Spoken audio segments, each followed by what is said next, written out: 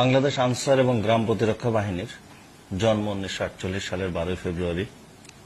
এটার ঐতিহাসিক প্রেক্ষাপট হচ্ছে 1940 সালে লন্ডনে দ্বিতীয় মহাযুদ্ধের সময় একটা বাহিনী তৈরি করা হয় স্বেচ্ছাসেবী, সেটা নাম ছিল হোমগার্ড। এই হোমগার্ডের আদলে 1946 সালে ভারতের বিভিন্ন প্রদেশে হোমগার্ডের জন্ম হয়।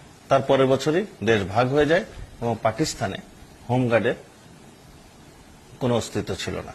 কিন্তু হোমগার্ডে যারা প্রশিক্ষণ প্রাপ্ত ছিলেন তারা ঢাকায় এসে সিদ্দিক বাজারে একটা সমিতি করে, যেটার নাম ছিল হোমগার্ড সমিতি। এই হোমগার্ড সমিতির পক্ষ থেকে তৎকালীন মুখ্যমন্ত্রীর কাছে তারা গমন করেন এবং ওনাকে বোঝাতে সক্ষম হন যে হোমগার্ডের আদলে একটা বাহিনী এখানে তৈরি করা যেতে পারে, এবং সেই মোতাবেক আনসার বাহিনীর প্রতিষ্ঠা লাভ করে।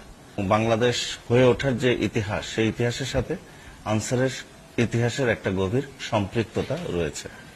1952 সালের ভাষা আন্দোলনে আনসার যোগদান করে।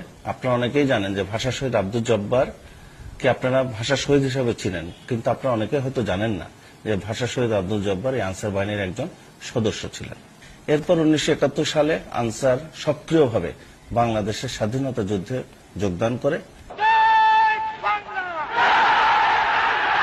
এর অংশ হিসাবে ওই সময় একমাত্র আনসার বাহিনীর কাছেই